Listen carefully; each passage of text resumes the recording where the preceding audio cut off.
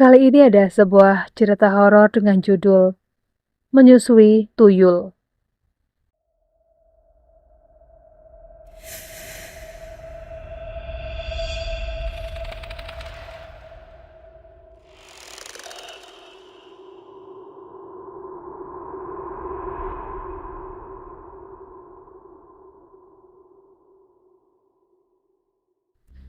Makam Ngujang, Tulungagung, Jawa Timur.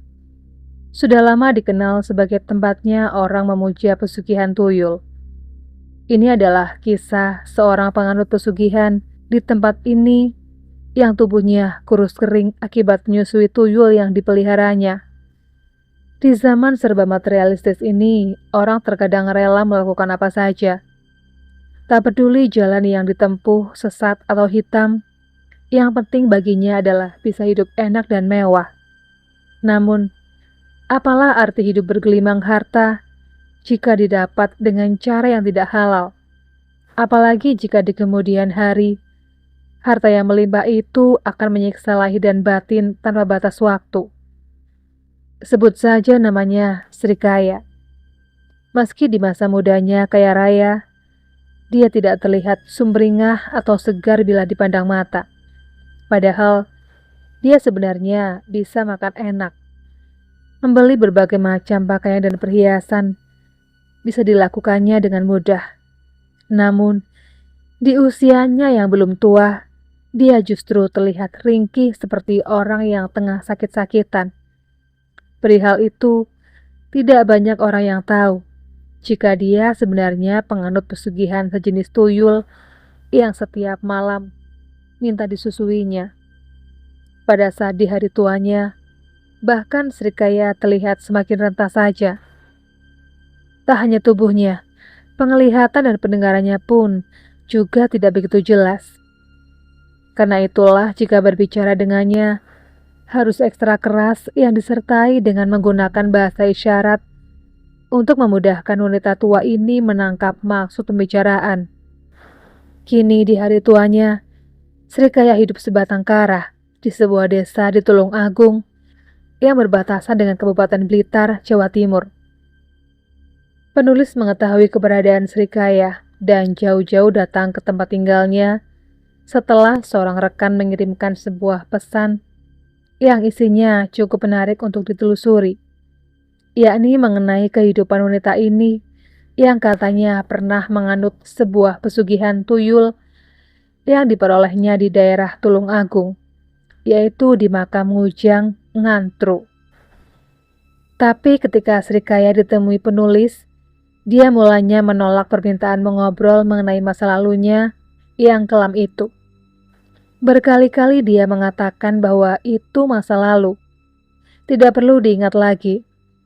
Seorang rekan yang sudah beberapa kali mengunjungi nenek tua ini mengatakan bahwa harus cukup sabar untuk bisa menggali cerita darinya. Rekan yang mantan wartawan itu sebenarnya sudah banyak menggali informasi mengenai masa lalu nenek tua itu. Tapi untuk meyakinkan penulis, dia minta untuk menanyakan sendiri, atau barangkali ada data yang masih kurang lengkap untuk digali lagi dari nenek Sri Kaya itu. Menurut rekan yang mantan wartawan itu, Sri Kaya terpaksa melakukan pesugihan tuyul sebab hidupnya selalu didera kemiskinan. Kakek neneknya miskin. Begitu juga ibu bapaknya. Bahkan ketika Sri Kaya muda ini menikah, dia justru mendapatkan seorang suami yang berasal dari keluarga miskin. Yang lebih menyakitkan, suaminya itu ternyata seorang pemalas dan suka main judi. Perihal hobi suaminya ini, Sri Kaya sering dibuat sakit hati. Tak hanya sakit hati akibat jarang diberi uang belanja, uang hasil kerjanya sendiri terkadang masih saja dirampasnya. Konon karena gelap mata dan jarang diberi nafkah, bahkan mungkin dalam beberapa minggu tidak pernah dikasih uang belanja oleh suaminya. Sri Kaya mendatangi makam Ngujang yang ada di Kecamatan Ngantru, Tulungagung, yang jaraknya cukup jauh dari tempat tinggalnya. Untuk itu dia harus terpaksa menitipkan anak laki-lakinya yang baru berumur sekitar 9 tahun pada orang tua kandungnya. Mulanya dia tak bermaksud untuk memuja pesugihan. Dia hanya ingin datang saja ke makam itu. Setelah mendengar cerita dari orang-orang bahwa sudah banyak yang berhasil setelah berziarah ke situ. Selain itu, dia mengaku lebih tenang ketika berada di makam itu. Dia seperti menemukan tempat yang damai di tempat itu. Entahlah, apakah karena pengaruh kekuatan gaib yang ada di tempat itu, atau memang akibat suasana yang memang mendukung, yaitu suasana yang sejuk, sebab banyak pepohonan yang ada di tempat itu. Tak sekali saja Srikaya mendatangi makam itu. Srikaya sendiri lupa sampai berapa kali mendatangi makam itu. Mungkin pula sudah berkali-kali. Meskipun sudah sering mendatangi makam itu, namun tidak ada tanda-tanda apa yang menjadi keinginannya akan bisa terkabul.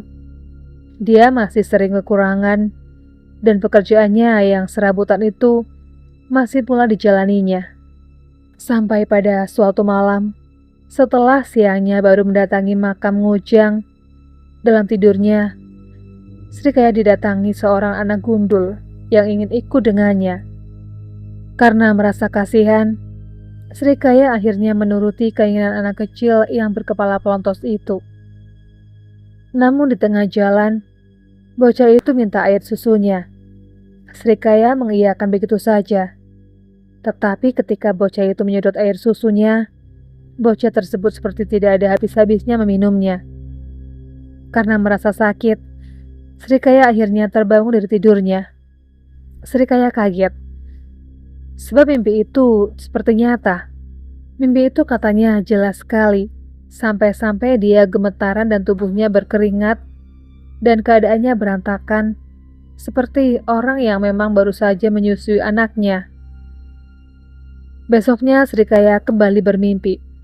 Tetapi kali ini mimpinya didahului dengan menyusui anak kandungnya sendiri. Dan saat itu, tiba-tiba ada bocah lain yang ingin menyusu padanya. Berkali-kali Srikaya mimpi seperti itu. Sampai akhirnya, dia sendiri yakin jika ada makhluk lain yang mengikutinya. Yaitu makhluk gaib kecil yang bertelanjang dada dan berkepala pelontos, yang mungkin sejenis tuyul. Jika sebelumnya bocah gundul itu datang seperti dalam mimpi, kini Srikaya mengaku melihat dengan jelas kelebatnya. Bahkan terkadang, dia seperti mengintip atau memperhatikan Srikaya. Dia seperti tahu dan mendengarkan apa-apa yang diucapkan oleh Srikaya. Dan saat itulah, Srikaya iseng-iseng menyuruhnya melakukan ini dan itu. Dan ternyata, bocah itu menurutinya. Perintah ini dan itu, salah satunya adalah mencarikan Srikaya uang yang entah uang itu didapatnya dari mana oleh bocah gundul itu. Mungkin juga menculik milik orang-orang kaya. Meskipun begitu, katanya uang yang diperoleh bocah itu tidak pernah banyak. Hanya beberapa lembar uang puluhan ribu. Meskipun begitu, hampir tiap hari Srikaya mendapatkannya. Menurut Srikaya yang pernah diceritakan pada rekan yang mantan wartawan itu, semua itu berjalan seperti mimpi. Tidak ada perjanjian gaib antara dirinya dengan makhluk gaib penunggu makam Ngujang, atau bahkan dengan bocah gundul tersebut.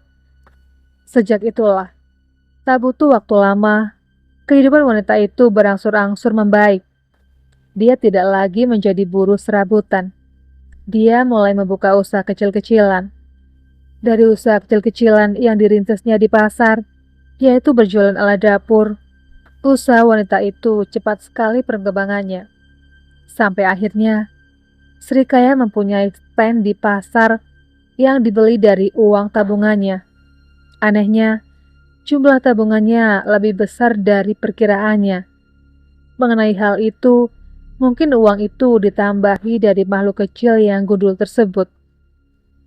Tak hanya sekedar punya, lambat laun, kehidupan Srikaya benar-benar bergelimang harta.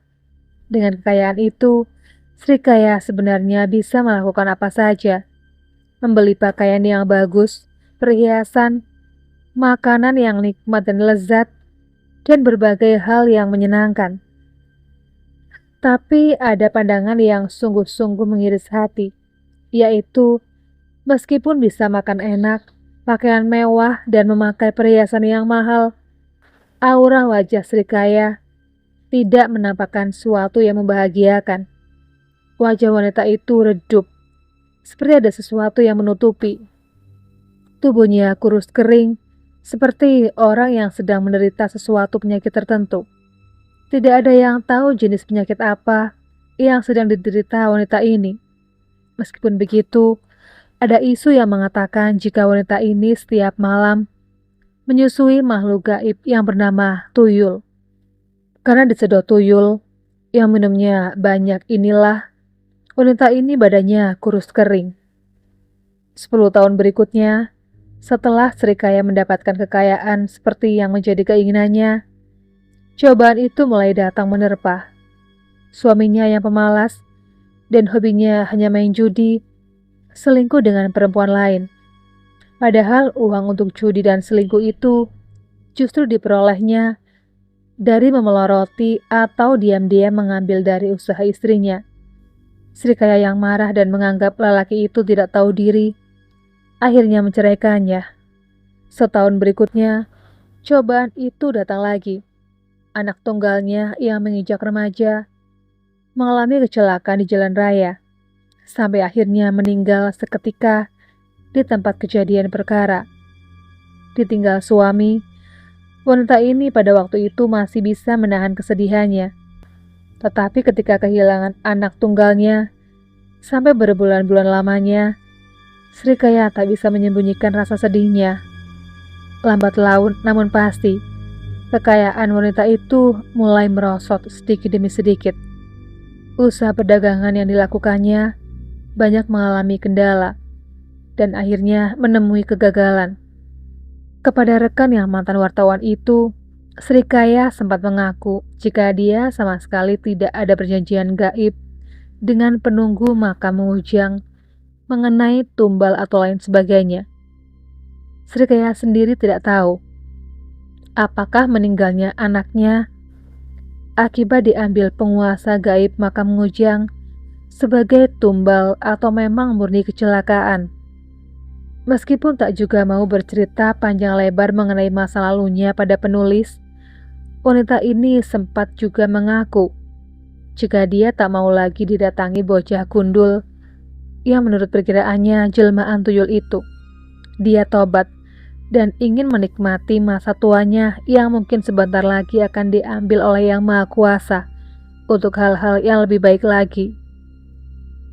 Baginya sekarang ini harta benda tidak ada harganya, sebab selain tidak bisa menikmatinya, kekayaan itu tidak ada artinya jika dia hanya hidup sendiri dan keluarganya telah meninggalkannya. Sepulang dari menemui Srikaya, penulis sempat mampir di kompleks makam Ngujang, Ngantru, Tulungagung. Sebuah makam yang dinaungi cungkup menyerupai rumah terlihat cukup dikeramatkan di antara makam-makam yang lainnya. Makam ini terkunci dan untuk memasukinya harus izin kepada juru kuncinya. Sementara itu di kompleks makam, di antara batu-batu nisan dan dahan-dahan pohon, puluhan kera atau monyet sibuk berkelantungan. Bahkan terkadang mendekati orang yang sedang berziarah di makam itu. Konon, kera-kera ini adalah jelmaan para penganut pesugihan yang telah habis masa kontraknya. Demikianlah sebuah cerita horor, di mana ada seorang wanita yang tubuhnya kurus kering akibat menyusui tuyul. Buat kalian yang suka dengan channel ini, jangan lupa untuk menekan tombol subscribe-nya, tekan tombol loncengnya, supaya kalian tidak ketinggalan video terbaru dari channel ini. Sekian dulu video kali ini, jumpa lagi di video berikutnya.